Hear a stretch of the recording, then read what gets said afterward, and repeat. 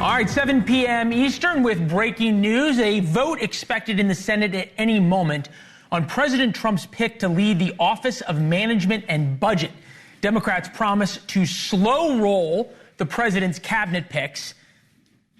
They're going to be voting, talking, filibustering for nights and nights on end. Is this the image Democrats want? In Musk we trust, how the world's richest man is quickly becoming Donald Trump's greatest liability. And all is quiet in the Middle East for now. Israeli Prime Minister Benjamin Netanyahu wants to restart the war against Hamas, while President Trump's plan for the Gaza Strip keeps changing. And with that, we welcome you to the Ferris Network on television. First tonight, we can conclusively say those supporting DEI, pronouns, boys and girls sports, and a host of other woke programs and ideology never believed it. They were just in it for the power and perhaps the money. That's our Why It Matters segment tonight. The NCAA just issued a stunning statement: no boys in girls sports. It's obvious to any normal person. It's common sense. And up until a few months ago, such transphobic bigotry got you canceled. Here's what the NCAA said. Student athlete assigned male at birth may not compete for an NCAA women's team. Duh. But remember, this is the same NCAA that allowed a male swimmer named Leah Thomas to compete and steal records from female swimmers. It's the same NCAA that effectively forced female swimmers to share a locker room with him. The list goes on. Back then, they said it was fair, and if you didn't go along, if you dared speak up, you were the problem. Just ask Riley Gaines. Yesterday, President Trump signed an executive order surrounded by girls who play sports. They don't want to play against boys. Their parents don't want them to play against boys. But until a few months ago, you couldn't say that.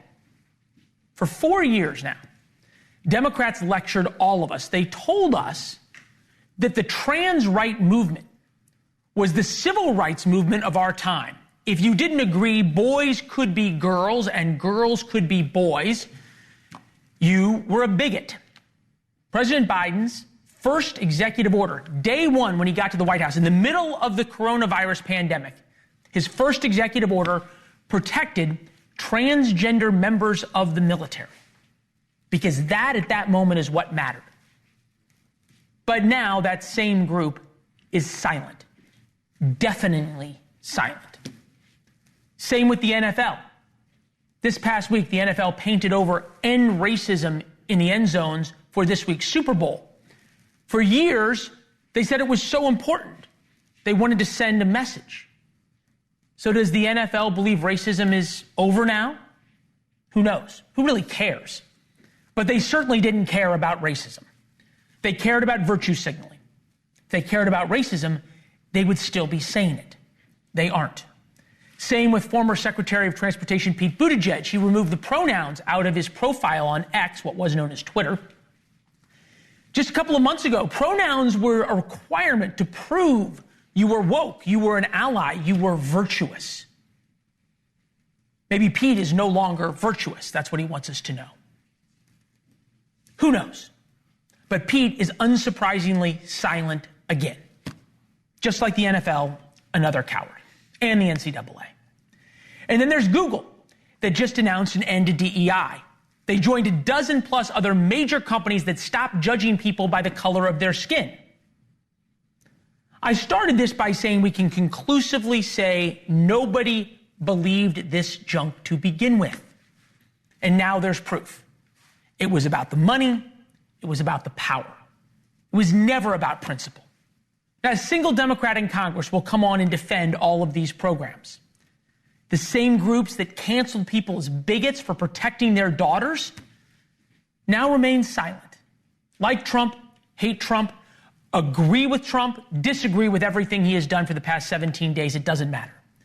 The performative wokeness crowd has now been thoroughly exposed. Anna Marie Cox joins us now, founder of Wonkette, and author of the Substack AMC all the time. It is nice to see you. Thank you. Are you surprised by how silent Democrats, TV hosts have been over these issues that we were told were so vitally important? No. I think, perhaps surprisingly for some people, I'm going to agree with you that this was, for a lot of corporations and elected Democrats, largely virtue signaling. I don't think they really cared. I am not surprised that the NFL is painting over end racism. I am not surprised that elected officials are not out there protesting the executive orders. They never saw anything in it for themselves. And I think they're betraying a lot of people. I think they're betraying a lot of trans people and the families of trans people. But I don't think those people, those trans people or their families are surprised. I think it was interesting to hear your opener because you're talking a lot about they don't want you to say these things and they canceled people and they branded you a bigot or whatever. Like, I don't know who they is unless you're talking about, I do know some them theys, if we want to put it that way. I mean, I'll answer the question. I think it's a completely legitimate one, and I appreciate your willingness to call balls and strikes. It's why you're one of our favorite guests. It is the very same people who are now silent. It's the TV hosts. It was the movement that demanded this orthodoxy, right, and that canceled people and fired people. It's the same CEOs who made and hired DEI executives and said DEI is so important to us at whatever company that have now completely done away with it. That's they, as I was defining. Right. I do think this cancellation piece, we could have a whole argument about it and about what you're allowed to say, because you yourself are saying this right now. And there's a whole network, Fox, that said this the entire time the campaign was going, right? There were national political ads from Trump that said these things about trans people. But let's not argue the nitty gritty about this. I want to say that there are trans people who exist, whose lives will now be made materially worse, and whose lives will be threatened because you're right. People at the top were not serious about these things. And there may have been, I'm just going to comp you. Perhaps some people were so-called canceled. There are a lot more people who will be fired for being queer and trans now. There are a lot more families with trans kids who are going to have to leave states like Texas because they're not even recognized as being trans. I don't think that I feel nothing but anger at elected Democratic officials and the heads of these corporations, because you're right. It was virtue signaling. They did only say these things for as long as they thought that's what people wanted. They didn't really care about the lives of everyday queer people, and those lives are going to suffer. And I hope people are angry about it. The problem is elected Democrat officials will probably not pay much of a price for this, because trans people make up, and I want to be clear about this, 1.5% of the population. It's very small. Of all of the athletes in the NCAA, 15 of them are known to be trans. No, look, it's always been very small, which was why it was so surprising that it was such a big deal, right? And I'll go one step. This is the thing: Democrats have not been out there campaigning on this. They have been virtue signaling about this, but they have not been campaigning on it. It was Republicans who made it an issue, right? And my problem with the entire campaign around this is that hold on. It's bigger than this. I appreciate you sort of isolating out the trans issue, and you're right that it was Republicans that flipped it around and redefined the field of battle, right? They redefined it as boys and girls sports, and they won the battle. But I think my open was about something a lot bigger, right? Because it's not just about trans. It's about the he, him, and Pete Buttigieg's profile that's now gone. It's about everybody who said they were all in on DEI and end racism in the end zones for the NFL.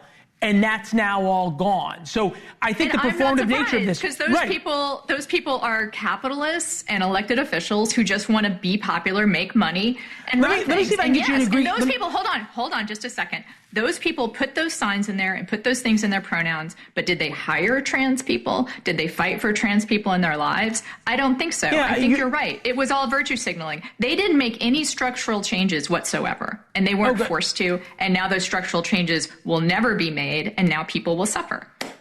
I'll go one more. I think that the fact that there was such overreach whether it be about trans issues, which I think you're right to point out is a very small part of this, but about the much larger issue, right? About how people who had jobs and had them for years and years were forced to go on privilege walks and acknowledge things, and people were hired and people were fired or got promotions or didn't get promotions, suddenly now in the 2020s based solely on race. It made people really angry, and I'm not certain, I am certain, we have taken over the past 4 years a giant step back in achieving what America was always said to be about, was a meritocracy. Not a perfect union, but in pursuit of a more perfect union. And I think this lays bare that for, as you pointed out, for capitalistic gains and for political gains, a few people really hurt the entire country and hurt trans people, black people, Latino people, immigrants in the process. I can't use all the words I want to use here on TV. It's cable. Go ahead. No, bullpucky, I guess I'll go with. I think the problem here is that you're mistaking, again, all this literal virtue signaling for actual structural changes within any of these organizations. And when you see people were hired and fired according to their color or their gender or their queerness or their ability, perhaps. However, there's still a large white men run things. White, able-bodied men, straight men still run things. You know, the proportion of people from these supposed DEI hires is still pretty thin margins. And now those people are going to lose their jobs because of these reasons, right? They may be qualified. That's the thing. That's the tragedy that's happening. Oh, come on. Now. No. There's not going to be a backlash of firing people. All right, we'll agree to disagree on that. How will we know? We've agreed on so much. Okay. Thank you. It is lovely to see you. You always surprise us, which is why we always keep having you back. And thank you very much. Okay, thank you. Yeah, good talking to you. A quick programming alert for you. Starting Monday, On Balance airs at 9 p.m. Eastern. The same fair, thoughtful coverage you're used to. Just a little bit later, gives us a couple of more hours to digest all the news of the day. 9 p.m. Eastern, starting on Monday. Please take a moment right now, pick up your remote control. Do not change the channel, but do reset your DVRs. 9 p.m. on Monday. The cops in sanctuary cities and states are itching to join the fight, and violent gangs of illegal aliens would like nothing more for them than to sit on the sidelines. How a new lawsuit might finally take the chains off of local cops. If they're not going to help, get out of the way. But don't cross that line. Do not impede our operations. Do not knowingly conceal or harbor an illegal alien, because we will seek prosecution. Live pictures of my old hometown, Chicago, Illinois. President Trump made good on his promise. Border czar Tom Homan said today that if sanctuary cities don't get out of the way, then they will pay a price. For any mayor or governor who doesn't want public safety threats removed from the communities, I find it hard to believe that. But we're going to do it, with or without them. If they're not going to help, get out of the way. But don't cross that line. Do not impede our operations. Do not knowingly conceal or harbor an illegal alien, because we will seek prosecution. Trump administration filed a lawsuit against Illinois Governor J.B. Pritzker and Chicago Mayor Brandon Johnson. It aims to dismantle protections for illegal aliens in that state. In other words, it aims to end the sanctuary cities and stop the roadblocks against ICE agents right now put up for doing their jobs. To put it lightly, Governor Pritzker isn't too happy. His office put out a statement reading, "Unlike Donald Trump, Illinois follows the laws instead of working with us to support law enforcement. The Trump administration is making it more difficult to protect the public, just like they did when Trump pardoned the convicted January 6 violent criminals. We look forward to seeing them in court." With us now, Congressman Mike Quigley of Illinois, member of the House Appropriations Committee. Good to see you, sir. See you. There you go. I know, old hockey injury there. Help me understand this. No. Why do Democrats still think that protecting illegal aliens who have committed crimes is a winning political strategy? They don't, and they never have. I'm going to echo what President Obama said when he took office. We're going to secure the border, and we're going to pass comprehensive immigration reform, and if you break the law, you're going to be put in jail and or deported. That hasn't changed. My view on that hasn't changed. Being a sanctuary city doesn't change that. The first Sunday, the ICE raids took place under President Trump. 260 people were targeted. 7 of them had criminal warrants.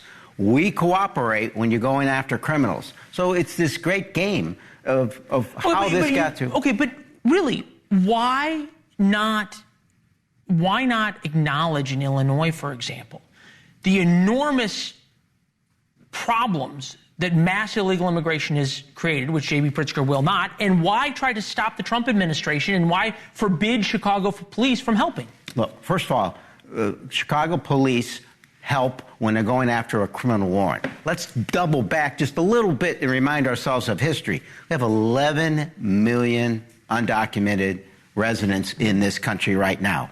President Reagan, President Bush passed amnesty, signed on to it. So we need a pathway to citizenship. How come I go to Chamber of Commerce? We're not debating immigration here. We're debating... Yeah, sure we are, because it's all connected. Hold on. Let me just play for you Mayor Johnson on this very issue. Tom Holman showed up in Chicago and within 24 hours found a convicted sex offender who has been living in our city since 2009, flouting the sex offender registry. If he can do this, why can't you? Because that's their job. That is their job. The federal government job's not to keep the people of Chicago safe. It's our job to go after anybody who's committed a crime. I can't speak for anyone else, and we have. How many arrests per day under the Biden administration? Around 300. You act like this hasn't happened under any other administration, but you've got to talk about immigration, because what they're talking about is deporting 11 million people. 1 million of them are children. We're going to be safer deporting kids. Let's also remember all the press conferences you've seen in which the Chamber of Commerce, the ag industry, manufacturing industry, hospitality, all say we've got to find a pathway. They're kicking out people. We're trying to have the head of the Nebraska Chamber of Commerce on about just this issue. I agree with you that deporting people who are here, who have otherwise not committed a crime other than coming across the border, that's a different discussion. But when it comes to trying to deal with people who have committed crimes, you do not see J.B. Pritzker, you do not see Brandon Johnson saying, we are going to go all in to help the federal government. You heard J.B. Pritzker, in fact, say, and we have the soundbite of what he says about Donald Trump. What the president is trying to do is illegal. I know these are challenging times, and the Trump administration is trying to confuse the American people. When it comes to threats to our freedom, health, or security, if you come for my people, you come through me. How about this? You're pretty reasonable on these issues. I think actually more reasonable than most Democrats. Is J.B. Pritzker and Mayor Johnson making your life harder? I can't say about what Mayor Johnson said because I can't take it out of context. I have talked to the governor. He has said to me people who have committed crimes should be jailed or deported. I haven't talked to the mayor about this, so I can't put it in that context. But let me put it in another sense for you of why this matters. The domestic violence community in Chicago, when they talk to me about this, they say, if you're deporting everyone who comes to the police and when they find out that they're undocumented, no victim of domestic violence is ever going to want to go to the police, and they'll be put in danger and their lives are at risk. I don't want to hear, with all due respect, that the Trump administration is about law and order. I was in the chambers there on January 6th, and he has pardoned over 200 people who committed a violent coup there. 5 police officers died in the wake of that. 140 injured. And he pardoned them. Tell me he's concerned about law enforcement and going after criminals. He has pardoned people who have now threatened us after they got out. Okay. All right. Well, I think that we have now seen how the argument is framed from both sides. I won't make you shake hands. Good to see you, sir. All right. Thank you. Thank you. Glad the arm's getting better. Democrats on the House Oversight Committee want to drag Elon Musk before Congress. Why Republicans are so scared of basic questions. Out of order. And you will not even entertain a motion to bring this to the president. As many as are in favor of tabling. Yes, let's have order in this country. All right, 3 weeks into the Trump administration, something has become utterly clear. Democratic attacks on Donald Trump keep backfiring because most of what Trump's doing is objectively popular. The border, no boys and girls sports, ending DEI at the Defense Department, the list goes on. So Democrats are now refocusing their energy from Donald Trump toward Elon Musk, who they have branded now villain number one in D.C. We are beginning to see the corporate and billionaire takeover of the United States government.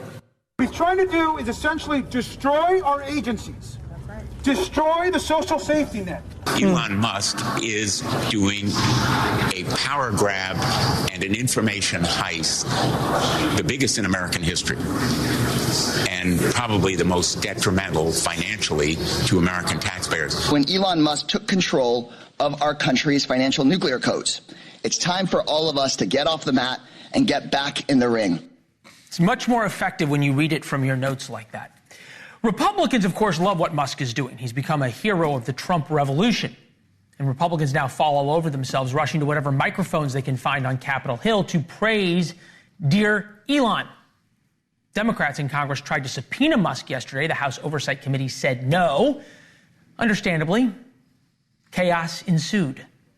It's not a point of order. I agree. Point of order. Dismantling our federal agents.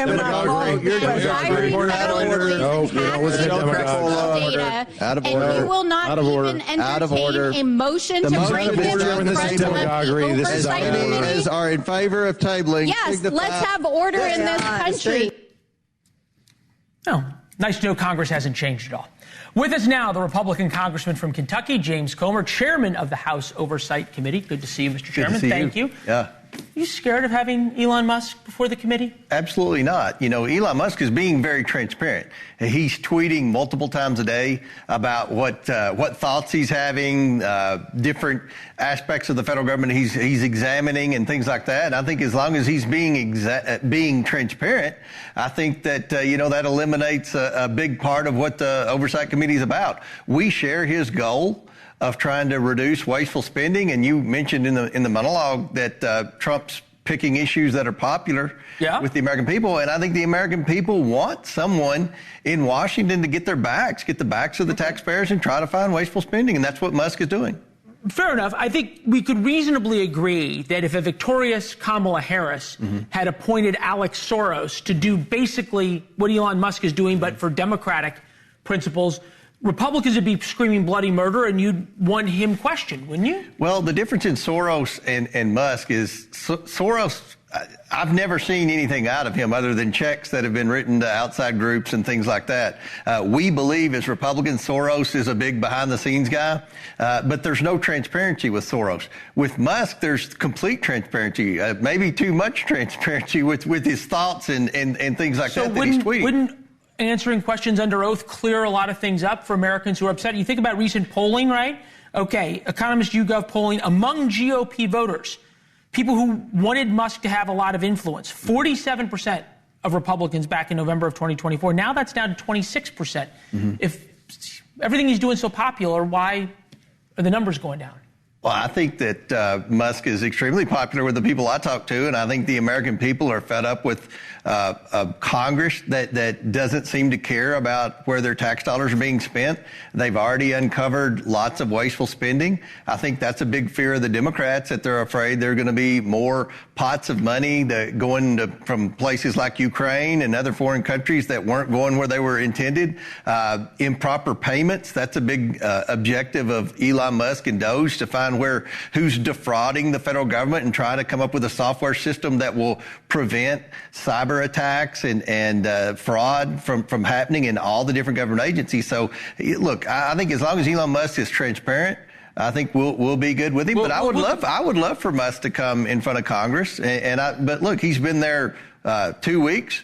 And I don't think he's hiding what he's doing. I think he's being very transparent. A lot of what he's doing is what Trump talked about in the election. I mean, I guess you could say, right, that the people who are attacking Elon Musk aren't necessarily attacking what he's doing, or I should say aren't defending what he's doing. Democrats aren't sitting there defending $20 million for Sesame Street in Iraq. They're attacking Elon Musk. But still, this concept, and I think it's interesting, of who is making decisions, whether it is people who've been confirmed by Congress, by the Senate, or whether it is somebody who's basically just been sort of appointed as an outside power like Elon Musk is something that Republicans have always had a hard time at. Take a listen. If you have nameless, faceless bureaucrats who are effectively making law, they are by definition unaccountable. We don't see this as a threat to Article 1 at all. We see this as an active, engaged, committed executive branch authority doing what the executive branch should do. The only way to give our friends in state and local government security is for us to pass a law, not for the bureaucracy to tell us what we did. We know what we did. Oh, it's an insurrection, and Elon Musk doesn't have the authority. Well, sure he has the authority. The president gave it to him. Let me ask it a different way. A lot of what Elon Musk is doing is what Republicans in Congress have promised to do for 20 years. Cut out wasteful spending, get rid of this sort of the big blob of foreign policy here in Washington. Why wouldn't it be better for you guys to do it? Everything Elon Musk has said, someone on my committee on the Republican side has said over the past 2 years, but it never got picked up. Elon Musk has a huge platform. He has a huge following. He's talking about things that we've done. Some of the stuff he's proposing are bills we passed in the last Congress, but it didn't get any press. Everything he does is getting press. And when you use an example of a faceless bureaucrat, he's being transparent. This isn't a behind the scenes guy. I mean, he is as out front as you can be. I hadn't heard that soundbite yet. and when it said faceless bureaucrat, I thought, oh, God, that's where he's going to go. He's got us. But this happened today. Doge staffer resigns over racist posts. I'm sure you saw this from the Wall Street Journal. Employee has links to a deleted social media account that advocated for racism. You could not pay me to marry outside my ethnicity. This was back in September. Normalize Indian hate, back in September as well, in reference to a post noting the prevalence of people from India in Silicon Valley. I get the wrecking ball that most of America once brought to Washington. There seems to be some questions, I think fair questions, right, about how Musk is doing it. Right. And who he's bringing to help. Yeah, well, racism won't be tolerated. That's one of the talking points the Democrats are trying to say because Trump wants to end DEI bureaucracies. It's illegal to discriminate. There's still going to be personnel offices in the federal government. We just don't need duplicative services and duplicative agencies. That's what DEI was. If someone's caught being racist or saying a racist comment or posting a racist thing, but if this guy had gone through the regular vetting process of the federal government, he wouldn't have been here in the first place. Maybe. I don't know. You're always. I don't know what the normal vetting process is. We hire a lot of staff in and out of the Oversight Committee. Congressional staffers are very young, so they don't stick around long. I don't know that something like that would have been caught. Maybe it should have, but things like that slip through the cracks. But I'm pretty confident if anyone in the Trump administration is caught saying something inappropriate that would clearly be considered racist or well, he's gone now. So there you go. Yeah. Hey, Mr. Chairman, we always appreciate you being willing to come in and talk. Thank you. People are better for hearing from you. We appreciate Thank you very much. First wrote about all this in War Notes. That's our daily newsletter. It comes out just after 4 p.m. Eastern. You'll get insight and analysis, top stories of the day. It is free at warnotes.com. We figured out why President Trump floated taking over Gaza. It has nothing to do with real estate. The real answer when we come back. Issued an executive order sanctioning the International Criminal Court. On its face, the order sends a message to Israeli Prime Minister Benjamin Netanyahu that he can do what he wants, when he wants, and the United States of America will have his back. When it comes to what's happening in the Middle East, if you're experiencing whiplash, you're not the only one. The White House policy on Gaza is changing yet again, and that's after a lot of changes since Tuesday night when President Trump talked about his plan. It's trying to almost like watch a game of tennis. The U.S. will take over the Gaza Strip. There'll be more details forthcoming. Everybody loves it, but this is just not the right time. The president has not committed to putting boots on the ground in Gaza. But we certainly would not get ahead of the president or provide any details about what we may or may not be doing.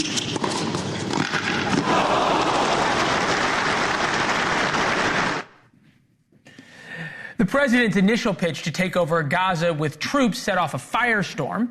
And as we showed you last night, the debate over his plan, whatever substance there is to that plan, remains explosive. It's up to the Palestinians to decide where they live. It is not up to the President of the United States to shunt people around. It was not up to the million-plus Jews living in the Arab world when they were all kicked out of Arab lands over the past 50 or 60 years. Right, wrong. So it wasn't up to them. Exactly, but why are we then defending the ethnic cleansing of Palestinians if we agree that the ethnic cleansing of Jewish people is wrong? George Will with us now, NewsNation senior political contributor, Pulitzer Prize-winning columnist for The Washington Post. You and I might differ on this, Mr. Will, but I don't think Donald Trump needed a plan. I think he needed to expose the hypocrisy of the rest of the world when it comes to the Palestinians and comes to Gaza. And it's noteworthy that everybody is so angry with him, but is not offering anything in return or reply.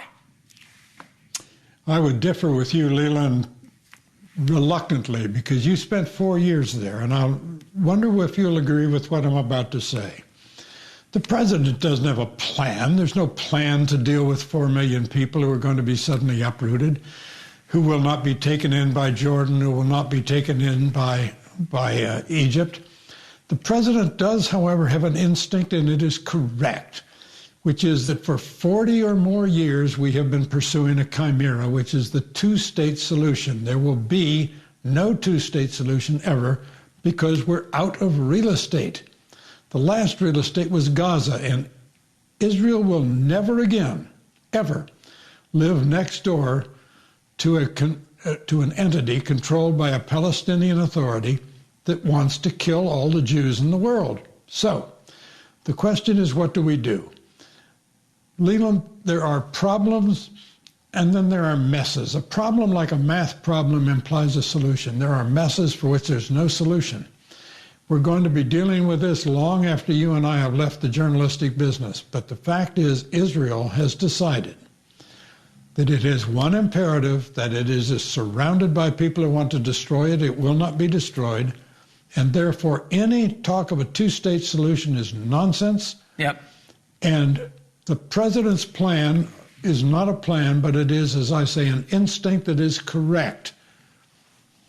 Yeah, I completely agree with you, and we said it last night, that the two-state solution is a fallacy, and Donald Trump is the first president of the United States to admit that. I'm wondering why, and I think that the obvious answer is because it's a way to blame the Jews. But is there another explanation, reasonable explanation, for why the world is so obsessed with the Palestinians? There are people displaced all over the world otherwise.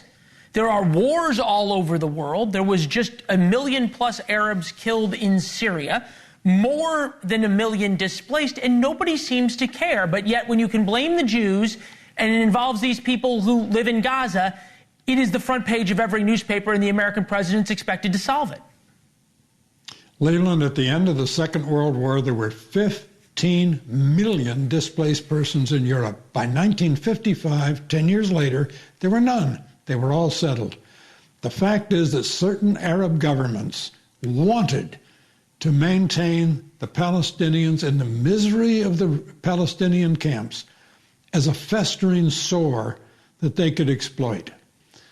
The truth, however, is this.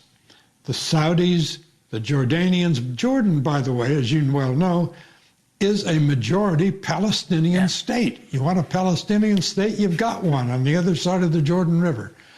But the fact is that the Arab powers have exploited the misery of the Palestinians, keeping alive the delusional hope that there was a two-state solution. That now has ended, partly because of what Mr. Trump has said, but mostly because of what Mr. Netanyahu has done, which is to put paid to the idea that Israel will ever again live next to a genocidal entity. I'm wondering if there's not the ... here. And sometimes I think people don't give Trump enough credit. I think you have, as you pointed out, that he acknowledged that the two-state solution is dead. But he has put forth a plan, right, to take care of these 1.8 million people. He said Arab nations should accept them, with the Arab nations instinctively, as you rightly point out, instinctively said absolutely not, because they would much prefer to have the Palestinians to use as a cudgel than to actually help the Palestinian people. Therefore, Donald Trump is allowing, in the world of public opinion, or at least in the world of American opinion, an opening for Benjamin Netanyahu to do whatever he wants to do to Gaza, and perhaps even to the West Bank, and say, look, America offered a plan, the Arab world turned it down, the Israelis have to be able to do what they need to do to keep their country safe. Leland, as you know, many years ago now, the Israelis left Gaza. They uprooted the graves of Jews in Gaza and took them back to Israel. And what did they get from this? They got October 7th, the worst assault on Jews since the Holocaust. Yeah. Not going to happen again. Bibi Netanyahu knows his life is devoted to the security of this state. He knows that Israel can fight many times. It can only lose once, and it will not lose. And therefore, he is never going to allow any entity on Gaza that is not accepting of Israel. Yeah, I think you're right. I do not see in the future. No, I think you're very right, and now he has a friend in the White House to let him do it. Mr. Will, it's always good to see you, sir. Thank you. Good to be with you. Yes, sir. America's culture is changing rapidly back to traditional values. Does this mean love and marriage will once again become popular? 5 years, the MDA community has pushed the science, shifted the narrative, and established the field of neuromuscular medicine. And until that day when this is all a thing of the past, you couldn't stop us if you tried. Join us and celebrate 75 years of breakthroughs at MDA75.org. You wanted to be cool, which led you to smoking, which led to a pack a day. Then you met that special someone, which led to starting a life with them, which led to wanting to live longer, which led to quitting. Then you heard you may be at risk for lung cancer, which led you to getting a low-dose CT scan. If you smoked, get scanned. Talk to your doctor and learn more at savedbythescan.org. Brought to you by the American Lung Association and the Ad Council.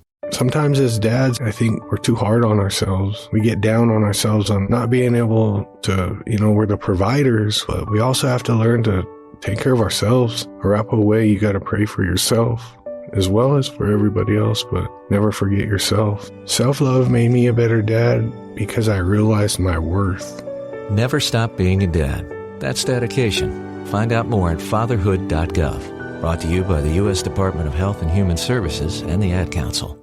Today alone, 5,370 people in the United States will be diagnosed with cancer. That's why Stand Up to Cancer funds and develops the newest and most promising cancer treatments. Stand Up to Cancer wants to provide you with every opportunity to join in this mission. By donating your home, land, or commercial property, you can help Stand Up to Cancer fund innovative cancer research. Stand Up to Cancer makes the process easy, and it may be tax deductible. Visit standuptocancer.org/giveproperty to learn more. I think we should break up.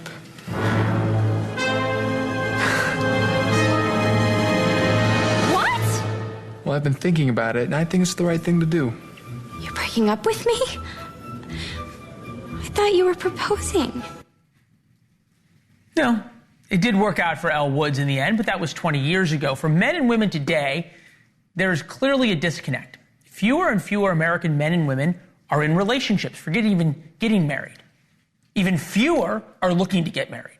Just take a look at this jaw-dropping number. From the early 1900s to now, the marriage rates in the United States have dropped by 54%. But traditional values are back. Dare I say, traditional values are cool again. In fact, you can say things like Merry Christmas, but for some reason, young Americans do not want to say, I do. I am the exception to the rule. Yes, Rachel and I are still getting married in June. Relationship expert and celebrity matchmaker April Davis is here. Okay, I get that I'm sort of out of touch. I've always been one to not exactly follow the trend. How do we explain so much of America unwilling, or is it not wanting to get married? Well, there's a couple of factors. For one, younger people have experienced, COVID, right? And the isolation and just the obsession with our devices. So that's causing people, not just younger people, it's everyone. They're just staying at home. They're looking on their phone. And there's a lot of people that will use the apps and everything to try to date, but they actually never get off their couch and actually go on a date. They're just talking with people. So it's created just a lot of pen pals and not real in-person situations. And we've all seen those people that are sitting around a table and they're all on their phones together. I think it's just because we're so obsessed and addicted to our phones.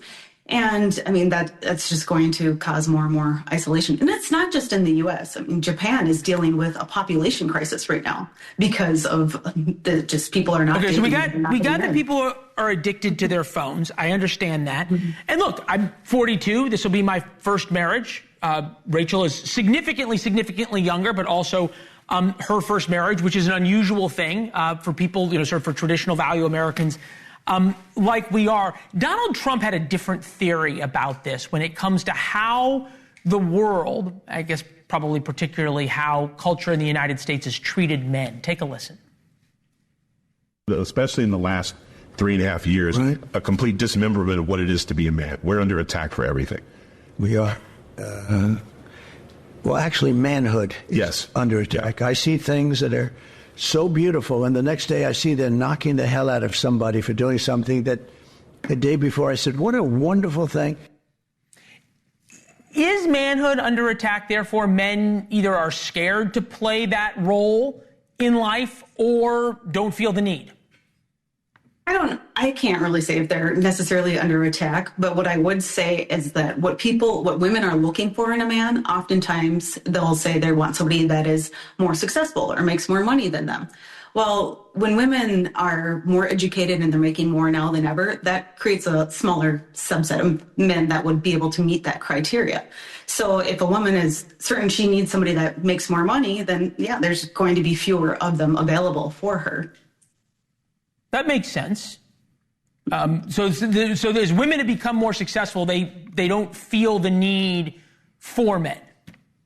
Well, or just that they do feel the need, but they just are more particular about the kind of man that they're looking for. And so as you're doing this matchmaking thing, and look, there's the macro part, there's the micro part. Is it that people are still, especially women, are still looking for this wonderful relationship, but there's a lot more women competing over a much smaller group of attractive criteria meeting men? Yeah, that's what I understand with this article, especially that we were looking at, is that it was citing how that there's more women and men that are just opting to stay single because there's fewer and fewer of the people that are meeting their criteria that they're looking for, especially when it comes to income. I mean, women are looking for security, and oftentimes that could be financial, it could be emotional, it could be, just any kind of mental type of security. Physical, yeah. No, it all makes point. Yeah, April, thank you very much. Fascinating look. We'll see if the pendulum continues to swing back. Tomorrow, Donald Trump has talked about a lot of victories, why the courts are blocking so many of them. Bill O'Reilly up next with Chris Cuomo. I'll see you tomorrow.